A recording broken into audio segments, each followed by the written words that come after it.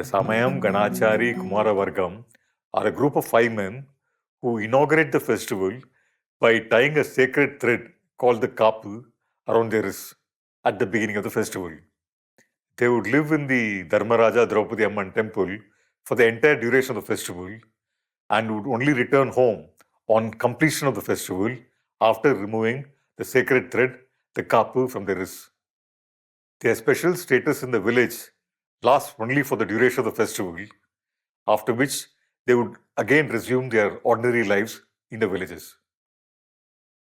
They also don on multiple roles in the various village rituals of the epic performed in the village. In one ritual, there would be the 5 Pandavas escaping from the burning lacquer palace.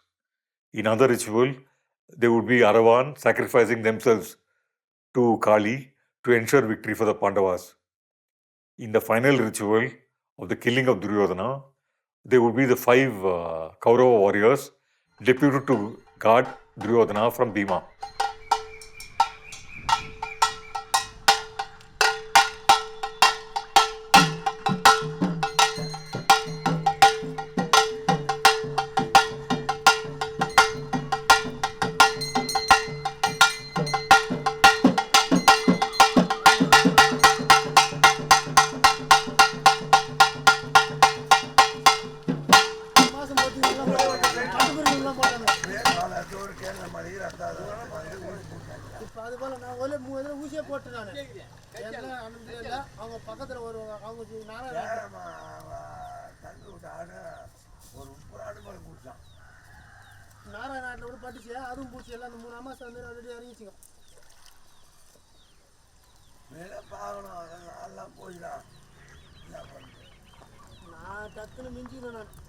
ஒரு நாளைக்கு 5 ரூபா குடிக்க தெரியுமா ஆடி மேசா 5 ரூபா வருஷம் தான் 20 30 கலப்பிடிப்பேன்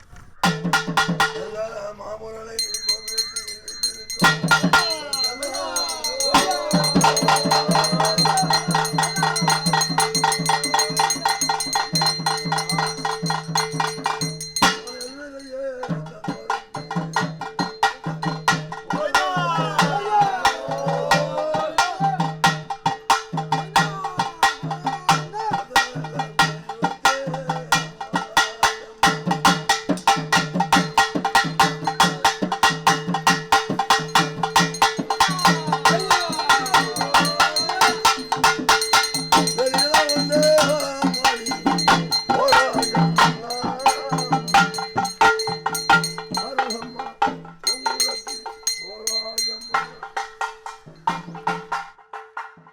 The Samayam Ganachari Kumaravargam appears to have been a way of networking in these villages, but this network seems to exist only in 39 villages surrounding the village of Bolur in Tiruvannamalai district.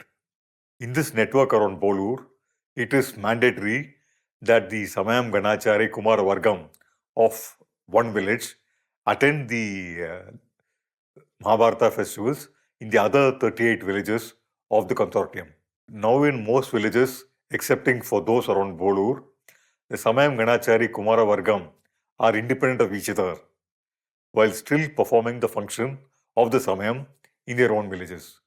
இப்போ இந்த ஆதமங்கலம் புதூர்னு ஒரு ஊர் இருக்குங்க, Polur to வேரலூர் Moolakadu போகிற வழியில். சென்ற ஆண்டுக்கு முன்னாண்டு அங்கடியன் பாரதம் பேசினேன். அந்த ஊரில் பார்த்திங்கன்னா ஒரு 35 ஊர் சமயம் இருக்கும். அங்கே பாரத விழா நடத்துகிறாங்கன்னா அத்தனை ஊருக்கும் போயிட்டு இவங்க தாம்பூலம் வைத்து முறைப்படி அவங்களுக்கு அழைப்பு கொடுப்பாங்க. அந்த சமயதாரர்கள்லாம் வந்து அந்த விழாவில் வந்து தீமிதி விழா அன்றைக்கி படுகளத்து அன்றைக்கி வந்து கலந்துக்குவாங்க. அவங்கள முறையான அழைப்பு தந்து அந்த ஊரில் இருக்கிற சமயம் கணாச்சாரி குமாரவர்க்கம் சொல்லக்கூடிய தர்மகர்த்தாக்கள் இவங்க அத்தனை பேரும் அந்த குழுவோடு வருவாங்க. இந்த ஊர் விழாவுக்கு 35 ஊர் சமயம் வரும். 35 ஊர் சமயமும் அன்னைக்கு வரும்போது அவங்கள இந்த ஊரில் இருக்கிற சமயதாரர்கள் அந்த குழு போயிட்டு பம்பை முழக்கத்தோட மேளவாத்தியத்தோடு அவங்கள வரவேற்பு கொடுத்து ஒவ்வொருத்தரையும் அழைச்சிக்கிட்டு வருவாங்க. அழைச்சிக்கிட்டு வந்து தீ மிதிக்கும் போது அத்தனை ஊர் சமயத்தோட சமயம் குமாரவர்க்கம் கணாச்சாரி தர்மகர்த்தாக்கள் இவங்க அத்தனை பேரும் வந்து அன்னைக்கு அந்த தீமிதி விழாவில் தீயில் இறங்குவாங்க. அப்படிப்பட்ட ஒரு குழு அது. இந்த அந்த திருவண்ணாமலை பக்கத்தில் இருக்கிறவங்களுக்கெல்லாம் கட்டுப்பாடு உண்டு. சமயம் போய் அவங்களுக்கு தகவல் கொடுத்துட்டு வந்துட்டா அவன் வராதுன்னு வந்துட்டான்னா அவனுக்கு ஃபைனு 2 உண்டா வெள்ள பயன். ஊர்லேயே அவங்க ஊரில் ஏதாவது அசம்பாவிதம் நடந்து போச்சுன்னா நான் வரலன்னு தகவல் கொடுத்தோன்னு போய், ஐயோ இந்த முறை எங்களால் வர்றதுக்கு இல்லை தகவல் கொடுங்க ஒன்றுமே சொல்ல நின்றுட்டான்னா ஃபைன் போட்டுருவோம். அவங்களுக்கு சம்மந்தப்பட்ட ஊர்களுக்கு மட்டும். அப்படி வந்து சமயத்தார் வந்து சேர்றதுனா சமயம். அவங்கெல்லாம் வந்து அந்த குழுவோட அதில் அந்த விழா நாட்களில் முழுமையாக அங்கே இருந்து அவங்க செயல்படுவதற்காக அந்த ஒரு குழு அமைப்பாங்க. அவங்க அந்த குழு முன்னோர்கள் அமைச்சது. அப்போ அந்த காலத்தில் விழா தொடங்குற காலத்தில் அமைச்சது. இது இந்த பக்கம்லாம் எதுவுமே கிடையாது. ஆனால் கோயிலில் மட்டும் சமயம், கணாச்சாரி, குமார மக்கள் எல்லாம் அந்த இடத்துலலாம் உண்டு. அந்தந்த இடத்துக்கு நியமிச்சுக்கிட்டு தானே சரி. அங்கே சமயத்தார்னா அவங்க தான். நான் ஆரம்பத்திலே உங்களுக்கு சொல்லிட்டேன், எப்படி போனீங்கனாலும் எப்படி இருந்தீங்களா அந்தந்த இடத்துக்கு ஏற்றவாறு சில சடங்குகள். இது அந்தந்த இடத்துக்கு ஏற்ற மாதிரி அந்த காலத்துலேருந்தே அமைச்சுக்கிட்டாங்க. In Kazhiur, the main village where we did our field work, the festival was resuming after a gap of 12 years. And most of the senior citizens were either too old to participate or had passed away in the interim period. Hence, the role of the Samayam Ganachari Kumaravargam, a hereditary function passed from father to son, had been passed on to young men in their 20s and 30s who were really clueless as to what their position entailed. They would have been too young when the festival was last performed in the village to have learned from their fathers as to what their responsibilities entailed. But surprisingly, still the festival was conducted successfully. That is when the decentralization of the organization of the festival first became apparent to us. The entire festival is actually like a gigantic jigsaw puzzle with various custodians holding the individual pieces.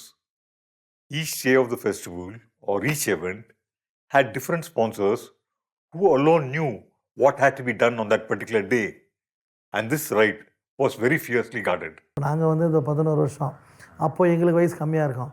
அதுக்கு முன்னாடி எங்கள் அப்பா பண்ணும்போது எங்களுக்கு சுத்தமாக அவ்வளோ தெரியாது. நாங்கள் அவங்க அப்போ அந்த டைமில் வேலை வெட்டி படிப்பு அப்படின்னு ஓடிடுறோம்ல கற்றுக்கிற டைமில். இப்போ இந்த வயசில் வந்து தான் சரி அப்படி வந்து நிற்போம் கோயிலுக்காக அப்படின்னு. இதை செய்கிறதுக்குன்னு அவங்கக்கிட்ட ஒரு வரைமுறையான புத்தகம் வச்சுருந்தாங்க. நோட்டில் வந்து இந்த மாதிரிலாம் செய்யணும், சடங்குகள் இந்த மாதிரிலான்றது. அது வந்து ஒரு விருதுனக்காரர் இருந்தார். அவர் வந்து பார்த்திங்கன்னா போன வருஷம்தான் இறந்துட்டார். அவருக்கு வந்து முழுசாக தெரியும். இப்போ அந்த புக்ஸை நாங்கள் கேட்டோம், அது இல்லைன்ட்டாங்க. சரி, அதனால் நாங்களே கேட்டு பண்ணுறோம் ஒவ்வொரு விஷயத்தையும். இப்போது ஒரு ஊரில் சில ஊரில் 60 வருஷம் 50 வருஷம் பாரதம் நடக்காமலே இருக்கும். அவங்களுக்கு என்னன்னே தெரியாது, மறந்துடுவாங்க. அப்படி மறந்து போன ஊரில் வந்து மறுபடியும் பழைய பிரகாரமே கொண்டு வரணும்னா அது ரொம்ப கஷ்டம். ஏன்னா அப்போ அவங்க இருந்திருப்பாங்க. இப்போ பிராமணருக்கு ஒரு உபயம் இருக்குதுன்னு வச்சுங்களேன். பொதுவாக ஒரு சொல்கிறேன், பிராமணருக்கு ஒரு உபயம் இருக்குது. நிறைய ஊரில் இப்போ பிராமணர்கள் ஊர்லேயே இல்லை, எல்லாம் பிழைப்புக்காக வெளியே போயிட்டாங்க. அப்படி இருக்கிற ஊரில் பிராமணர் உபயத்தை யாருப்பா பண்ணுறது அப்படின்னு சொல்ல, சரிப்பா இப்போ யார் இருக்கிறாங்க, ஒரு கவுண்டர் சமுதாயமே 2 தெரு 3 தெருவாக பிரிஞ்சிருக்குது. அதில் வந்து எனக்கு தனியாக கொடுத்துறாம்பா, என்னோட நான் செய்ய விருப்பல. Kazhiur, a village with a history stretching back 1000 years, once had 7 streets, each named after the jati of the people who inhabited these streets. Each of these jatis had been assigned the sponsorship of a day or of an event that celebrated their identity or family craft. The Udayars, a community of potters, would undertake the responsibility of constructing the 100 feet Duryodhana sculpture. The Yadavas would take charge of all events associated with Krishna, as Krishna was an Yadava by birth. The Vanyas would have control over all rituals concerned with Draupadi, because like Draupadi, they too were born out of fire. And the Adi Dravidas, the largest population demographic in this village, with over 100 families, had the sponsorship of the penultimate day's event, the 18th Day War. Over the years, a lot of migration had taken place, and there was just one Mudaliar family living in the Vailalar street, and there were no craftsmen living in the street named after them. Hence, the sponsorship had been passed on from the jati concerned to the entire street currently populated by multiple jatis. I was curious as to how continuity was maintained in what was obviously a ruptured tradition. The answer given was deceptively simple. முன்ன வந்து மோலியார் வீட்டிலும் செஞ்சுருந்தாங்க. 12 வீட்டுக்காரர் இருந்தோம். அந்த 12 வீட்டுக்காரர் அப்பா இருக்கும்போது அவங்க வேலையாளர் மட்டும் உபயோகம் பண்ணிட்டு காலையில் அம்மனுக்கு கல்யாணம் பண்ணியிருந்தோம். இப்போ வேலையெல்லாம் எல்லாம் இதுவாகி போச்சு. எல்லாம் வெளியிலையும் போயிட்டாங்க, யாரும் இல்லை. அதனால் இப்போ தெருவே உபயோகம் ஆகிப்போச்சு. இந்த 1000 வயசு செட்டியார் வந்து சமூகம் இந்த திருவிழாவை காலாகாலமாக செய்யுது. ஒவ்வொருத்தரும் அவங்கவுங்க நிதி கொடுப்பாங்க, இருக்கப்பட்டவங்க அதிகமாக கொடுப்பாங்க. அதை பேலன்ஸ் பண்ணி திருவிழாவை சந்தோஷமாக முடிக்கும். ஊர் ஜனங்க ஒத்துழைப்போடு செய்யும். ஊர் ஜனங்க இல்லாத எந்த ஒரு வேலையும் ஆகாது. இப்போ நாங்கள் காலாகாலமாக செஞ்சுக்கிட்டு வரோம். அதில் இன்றைக்கி வந்து 1000 வயசு செட்டியாருடைய உபயம். இது வந்து 40 தலைக்கட்டு இருக்குது. அப்படி காலப்போக்கு கொஞ்சம் நெஞ்சம் குறைஞ்சிடுச்சு, இப்போ அட்ஜஸ்ட் ஆகிடுச்சு. அதில் இந்த இன்னியன் தினத்தில் சுந்தரி மலை தான் நாங்கள் எப்பயுமே செய்கிறது. ஆனால் ராஜசுக யாகனாங்க நாங்கள் அவாய்ட் பண்ணுறோம். யார் யார் எந்தெந்த சமூகத்தை சார்ந்த யார் இருக்காங்களோ அதுக்கேற்ற மாதிரி பேர் வச்சுருக்கிறாங்க. இப்போ எங்கள் தெரு வந்து கருணிகர் தெரு அப்படின்னு சொல்லிட்டு வச்சுருப்பாங்க. கருணிகர் தெருன்றத வந்து அந்த காலத்தில் வந்து மணிக்கார்ன்றவங்க வந்து அப்போ வந்து இந்த இந்த கணக்க பிள்ளைன்றவங்க மட்டும் தான் அப்போ வந்து மணிக்காராக இருக்கணும் அப்படின்ற மாதிரி ஒரு இது இருக்கும்போது அவங்க வந்து இப்போ ஃபஸ்ட்டு எங்கள் தெருவில் தான் வந்து குடியேறாங்க. வீடு அவங்களே வீடு வாங்கி இங்கேயே இருந்தாங்க. காலப்போக்கில் அது கருணிகர் தெரு இருந்தது, இப்போ வந்து கணக்கு தெரு அப்படின்ற மாதிரி பண்ணிட்டாங்க. இப்போ இங்கே இருக்கிறது வந்து எங்கள் மொத்தம் இருந்தது வந்து ஒரு 50 வீட்டுக்கு மேலே நாங்கள் இருந்தது. ஏன்னா இப்போ இருக்கிற சூழ்நிலை வந்து யாருமே இங்கே இல்லை. எல்லாருமே வந்து அவுட் ஆஃப் ஸ்டேஷன். ஒருத்தர் செய்யார் போயிட்டாங்க, மெட்ராஸ் போயிட்டாங்க, நிறைய பேர் மெட்ராஸ் போயிட்டாங்க. ஆனால் இருந்தாலும் திருவிழா அப்படின்னும் போது பார்த்தா அப்படின்னா கம்பல்சரி எல்லாமே வந்து இது பண்ணிட்டாங்க. இப்போ நாங்கள் ஒரு தலைக்கட்டுக்கு 5000 ரூபாய் அப்படின்னு சொல்லிட்டு நாங்கள் பண்ணி வச்சுருக்கோம். மொத்தம் 32 பேர் வருது. அந்த 32 பேரை நாங்கள் 2 பேர் விட்டு 30 பேர் மட்டும், ஏன்னா ஒரு சில பேர் ரொம்ப போராக இருப்பாங்க வேணான்றதுனால 30 பேர் போட்டு 1,50,000 ரூபாய் அப்படின்னு சொல்லிட்டு கணக்கு பண்ணி பண்ணிட்டு இருக்கோம். கம்மார் தேர்தலில் கார்பெண்டர் வந்து தனியாக அவங்க சொந்த செலவில் அவங்க செஞ்சுக்க போகிறாங்க. இப்போது வன்னியருக்கு வந்து ஒரு அர்ஜுனன் தவளை நாடகம் கொடுத்தீங்கன்னா அந்த வன்னியர் என்ன பண்ணுவாருன்னு கேட்டிங்கன்னா வெளியில் போய்ட்டு ஒரு 5000 10,000 கொடுத்துட்டு வந்தால் தான் அந்த கார்பெண்டருக்கு அந்த மரம் வருது. இப்போ நாங்கள் இன்றைக்கி வரைக்கும் கார்பெண்டருக்கு பார்த்தீங்கன்னா அது வெளியே செலவு பண்ண சொன்னால் ஒரு 15,000 ரூபாய் ஆகும். இப்போ அந்த 15,000 ரூபாய் அவரே செஞ்சுக்கிற மாதிரி சொந்த உழைப்பிலே செஞ்சுக்கிற மாதிரி ஆகிப்போதும் இல்லைங்களா? அதனால் அந்தந்த சமூகத்துக்கு ஏற்ற மாதிரி அவங்க உழைப்புக்கு ஏற்ற மாதிரி அப்பப்போ அவங்களுக்கு வந்து உபயோகம் கொடுத்துட்டு இருந்தாங்க. நீங்கள் சொல்கிற மாதிரி உடையார்களுக்கு வந்து இந்த 18ஆம் ஒரு துரியோதனன் செய்கிறது, அரவான் கலபலி அன்னைக்கு அரவான் தலை செஞ்சு அந்த வடிவமைப்பிக்கிறது அப்படி செஞ்சாங்க. உதாரணத்துக்கு இப்போ எங்கள் அர்ஜுனன் தவளை நாடகத்துக்கு அவங்க பண்ணியிருக்காங்க. மற்றபடி எதுவும் தொழில் ரீதியாக வர்ற மாதிரி தெரியல. The episodes of the Mahabharata performed as village rituals are very important, as it is by performing these rituals that the village claims co-ownership of the epic. The rituals are performed by the villagers themselves, whereas professional storytellers and Kuthu actors would be hired by the villagers to perform the other two components of the festival. It is by performing narratives of the epics as village rituals, each village inscribes itself into the Mahabharata. Now the Great War is not just a recounting of a war fought elsewhere, but becomes a memory of the village itself. கொடியேற்றின பிறகு அங்கே கோயிலில் அந்த சிலைகள் இருக்கும். தருமர் தவிர, தருமர் வந்து மூலவராக இருப்பார். தருமர் வந்து மூலவர், அவருக்கு தனி மரச்சிலைகள் கிடையாது. அதுக்கு என்ன காரணம்னா பஞ்சபாண்டவர்கள் 5 பேருமே பஞ்சபூதங்கள். அதில் நிலம் சகாதேவன், நீர் நகுலன், நெருப்பு அர்ஜுனன், காற்று பேமன், தர்மராஜா ஆகாயம். இந்த பஞ்சபூதங்களில் 4 அசையம், ஆகாயம் அசையாது. அதுக்கு அடையாளமாக தான் அசையாமல் மூலவராக இருப்பார் தர்மர். இவங்க 4 பேருக்கும் சிலை இருக்கும். பீமன், அர்ஜுனன், நகுலன், சகாதேவன். தர்மருடைய சிலையை வெளியே கொண்டு வர மாட்டாங்க. ஏன்னா இந்த கலியுகத்தினுடைய கொடுமையெல்லாம் நான் பார்க்க மாட்டேன் அப்படின்னு தன்னுடைய பேரன் பரீட்சித்துக்கு பட்டம் கட்டிட்டு சொர்க்கத்துக்கு கிளம்பிடுறாரு. அவர் கலியுகம் கொடுமையை பார்க்கக்கூடாதுன்னு. அதனால் இப்போ கலியுகத்தில் அவரை ஏன் வெளியே கொண்டு வரணும்? அதனால் தர்மராஜா சிலையை வெளியே கொண்டு வர மாட்டாங்க. இப்படி 100க்கு 99 பங்கு இருக்குது. ஒரு பங்கு தர்மராஜா சிலையை வெளியே கொண்டு வர்ற ஊரும் சிலது இருக்குது. தர்மராஜா சிலையை வெளியே கொண்டு வர்றாங்க. ஏன்னு கேட்டால் இந்த கலியுகத்தில் நடக்கிற கொடுமையெல்லாம் அந்த புண்ணியவாளம் பார்வைப்பட்டாவது குறையட்டுமே, அதுக்காக கொண்டு வர்றோம். சில ஊரில் வந்து பார்ப்பாங்க பஞ்சபாண்டவர் 5 பேருடைய தலையை கொண்டு வந்து வைப்பாங்க. சில ஊரில் வந்து சகுனியும் கூட சிலை செய்வாங்க, 2 சிலை செய்வாங்க. ஒன்று துரியோதனை, இன்னொன்று சகுனின்னு செய்வாங்க. அது ஒரு ஒரு வட்டத்துக்கு ஏற்ற மாதிரி இருக்குது, அப்படி இருக்குது. இதுக்கெல்லாம் வந்து எந்த ஒரு ஆதாரமான அடிப்படையான ஆதாரம் எதுவுமே இல்லை. இல்லை, வெள்ளியிலையும் இல்லை, நல்லாப்பள்ளியிலையும் இல்லை. பாரத கதைக்கும் அதுக்கும் சம்மந்தமே இல்லை. அது ஒரு சம்பிரதாயம், சடங்காக தான் பண்ணி பார்த்துட்டு இருக்கிறோம் நாங்கள். அவங்க முன்னாடி செஞ்சாங்க, அதை இப்போ செய்கிறாங்க, அப்படி தான் பார்க்குறோம். One document seemed sacrosanct and no alteration was allowed on this original document. This was an invitation to the festival with details about which street would be sponsoring which event and the kuthu that had to be enacted that particular night. This program list, called the notice, was specific to each village. This notice is really an important sociological document offering insights as to the Jati demographics of the original inhabitants, whether the village was once a Vaishnava or a Shaiva village. There have also been instances in many villages where attempts made by the village elders to hand over the rights of sponsorship of an event from one community to another more powerful community have also led to conflicts. Because of this, again, these festivals were unable to conduct the Mahabharata festivals for many years.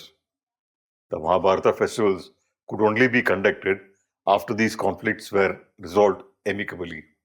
Each notice from different villages highlights different episodes from the epic. Manivasakan, the storyteller we recorded at Kazhiur and Kelur, said that it was virtually impossible to narrate the entire Mahabharata in 20 or 30 days of the festival. He said that different villages highlighting different episodes of the Mahabharata made it possible for the floating audience to get a highly nuanced understanding of the Mahabharata after attending multiple Mahabharata festivals in multiple villages. சில கிராமங்களில் வந்து உற்சவம் இருக்கும். எங்களுக்கு வந்து 20 நாள் பாரத்தில் 10 days எங்களுக்கு வந்து உற்சவம் அப்படின்னுவாங்க. அந்த உற்சவத்தை மாற்றுறது யாராலையும் முடியாது. அவங்க என்ன உற்சவமோ அதுதான் நம்ம தலைப்பாக கொடுத்தாகணும். அது வந்து லாஸ்ட் 10 days வந்து யாராலையும் மாற்ற முடியாது. பாரதக்காரர் வந்து 2 மணிக்கு உட்காந்து பிரசங்கம் சொல்லிடுவாருங்க, 5 6 வரலும். அதுக்கு பிறகு அது என்ன பிரசங்கம் பண்ணுறாரோ அன்று நைட்டு அதே கூத்து நடைபெறும், கட்டை கூத்து. அந்த கூத்து பிரகாரம் மறுநாள் காலையில் 9 to 10:30 அந்த அதில் வில் விளைச்சி தானே கல்யாணம் பண்ணுறாருங்க, அதை கல்யாணம் நடக்குங்க. முறைப்படி இங்கேருந்து வீட்டிலேருந்து வரிசையெல்லாம் கொண்டு போய் அங்கே வச்சு திருவிழா நடக்குங்க, கல்யாணம் பண்ணுவோம்.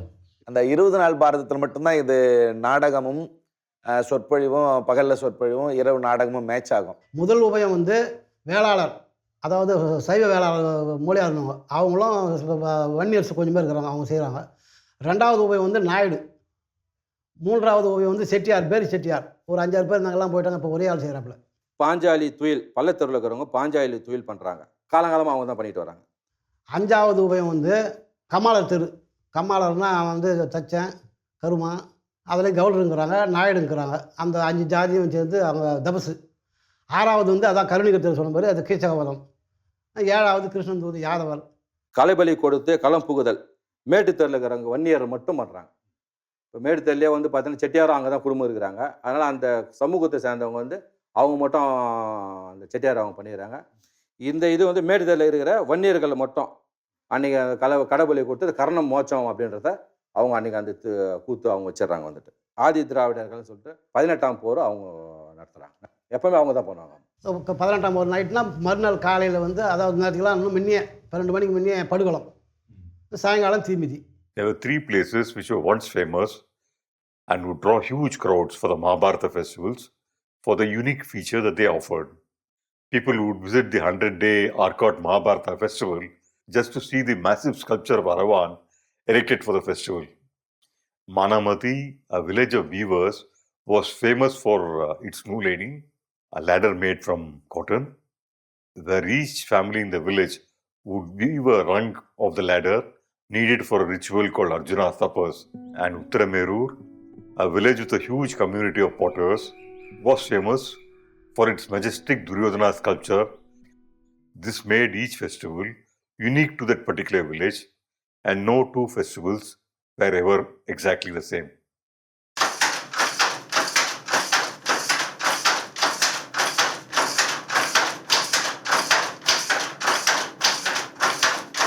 அந்த காலத்தில் வந்து எப்படிங்கன்னா இந்த ஊரில் வந்து 400-300 தறிக்கிட்ட இருந்ததுங்க. தறி தாங்க பிரதான தொழில் இந்த மானாம்பதியில். அதனால் ஒவ்வொரு வீட்டையும் 2 தறி, குறைந்தபட்சம் 2 தறி இருக்கும். அந்த நூலை வந்து நாங்கள் வந்து அந்த திருவிழாவுக்கோசமே அவங்கவுங்க என்ன பண்ணுவாங்க, ஒரு பொந்தா தருவாங்க.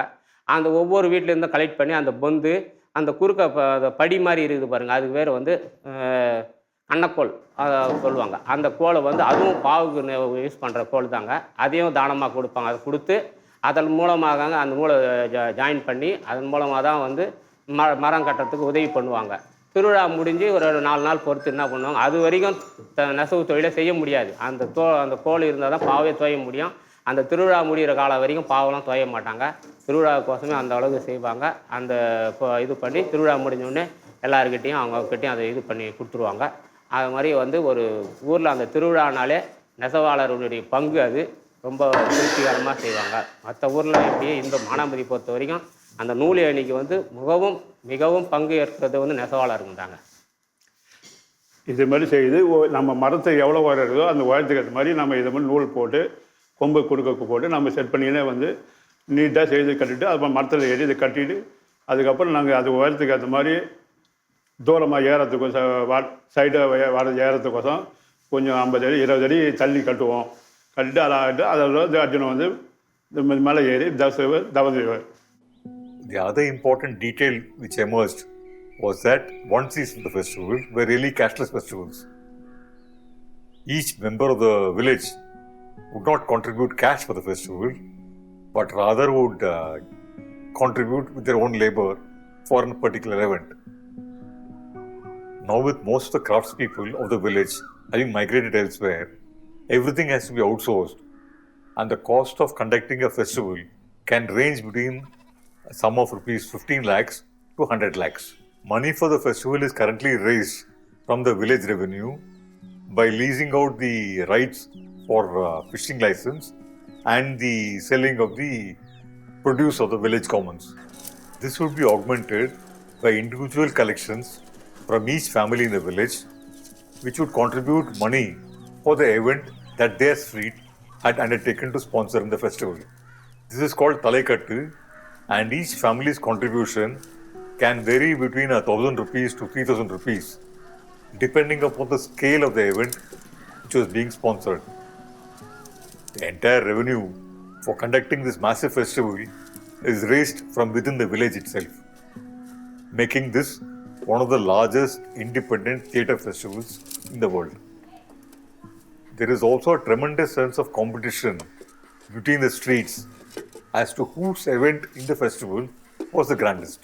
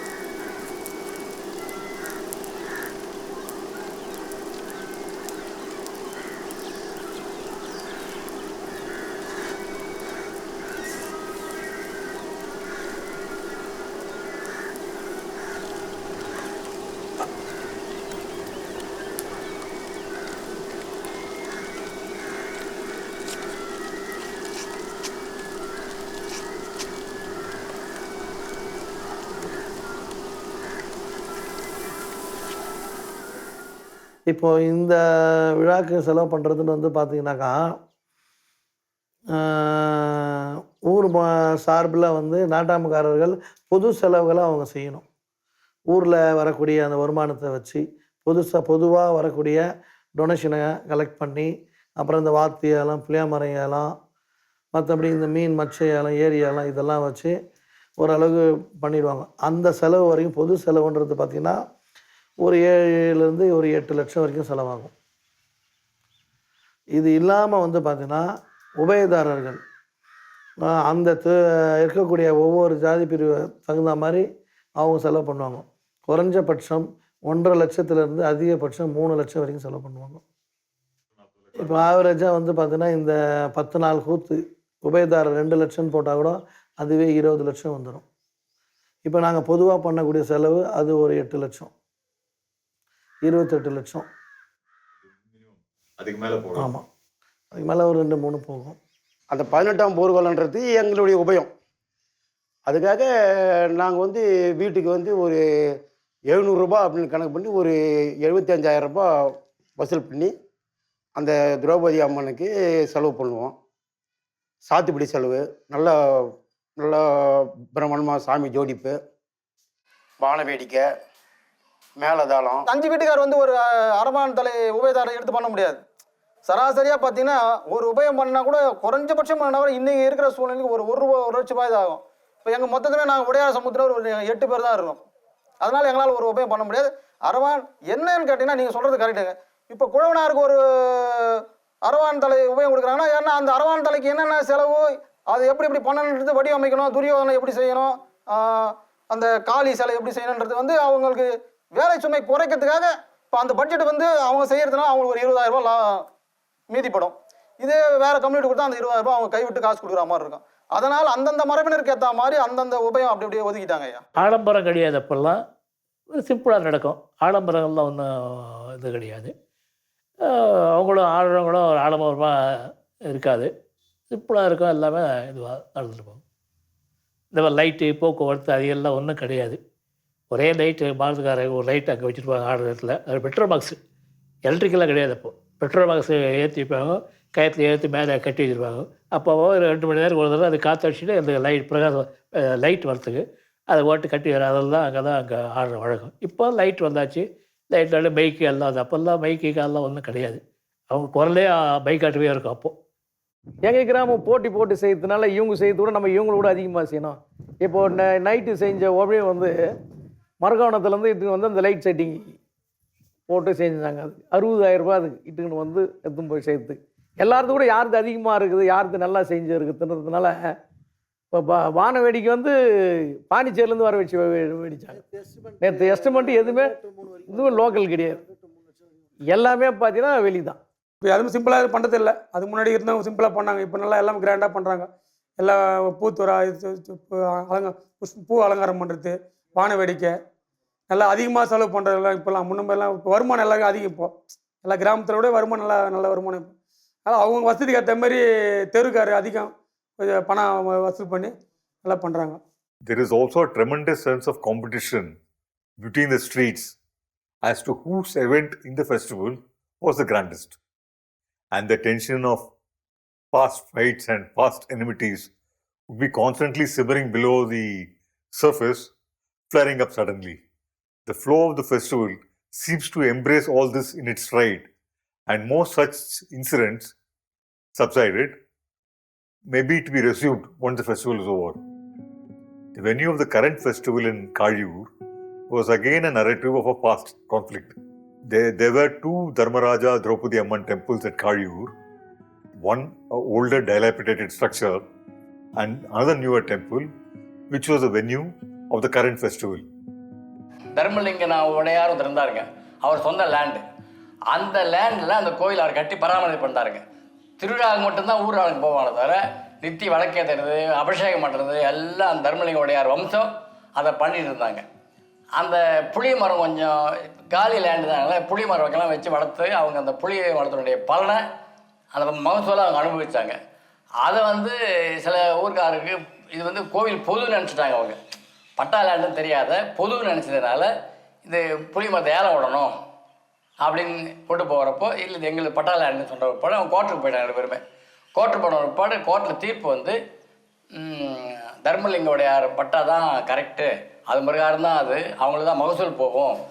ஊர் ஜனங்கள் வந்து கோயில் கொண்டாடலாம், விழா கொண்டாடலாம், சாமி கும்பிடலாம், போகலாம் வரலாம், சுற்றி 5 அடி சுற்றி வர்றதுக்கு கேப் விட்டு மறுபடியும் ஊருக்காருக்கு பொது அந்த கோயில் போகலாம் வரலான்னு தீர்ப்பாயிடுச்சுங்க.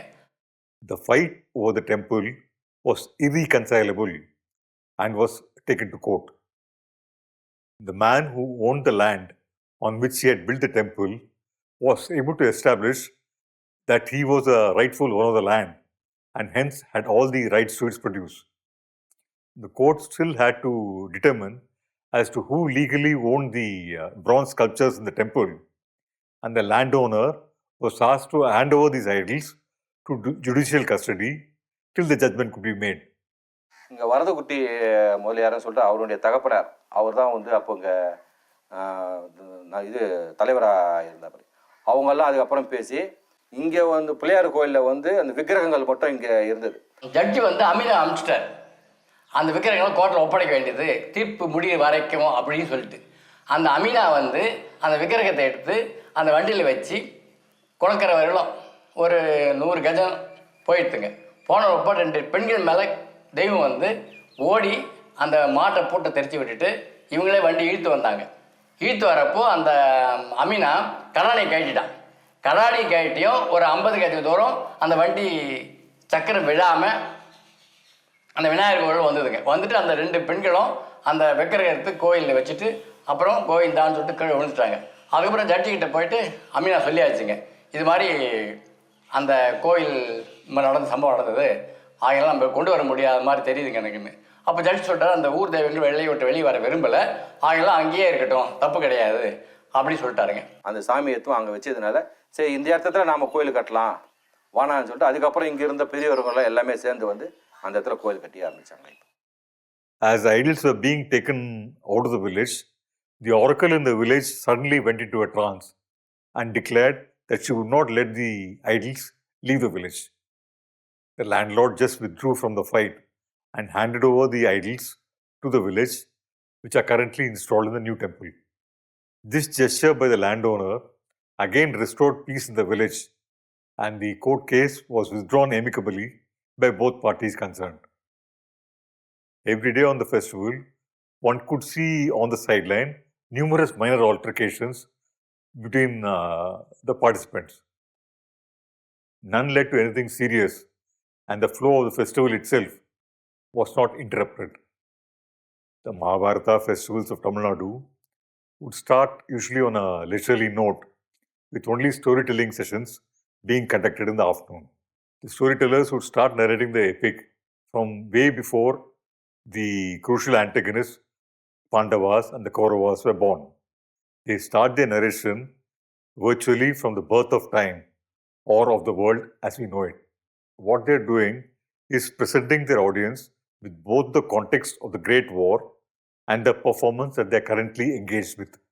The epic in these festivals is just not listened to or seen as theatre, but is inscribed into the very landscape and the individual bodies of its participants.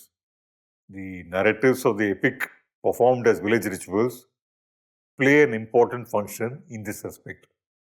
Each of these village rituals has a dual function, both of transforming the village itself to the location of the event being performed and also of transporting the audience to the time of the event. The rituals are actually markers of time in these festival villages, and the mood of the festival itself changes as the narrative proceeds to its inexorable end. To reiterate this idea, the Mahabharata in these festivals is not a recounting of a war fought elsewhere, but is inscribed in the here and now. It also becomes a reflection of the battles each member of the audience has to wage within over their entire lives. The epic is also not performed in its entirety, and reuniting the whole is the responsibility of each individual member of the audience from the fragmented performance presented to them. Each individual would have seen multiple renditions of the same episode in different festivals and would hence have a cumulative memory of the epic itself. This cumulative memory would also include a memory of them watching the same episode earlier in their lives. By remembering the epic, one also remembers oneself, reflects on oneself. No single character of the epic other than Draupadi and Krishna are privileged, and each are seen as heroes in their own right, albeit flawed.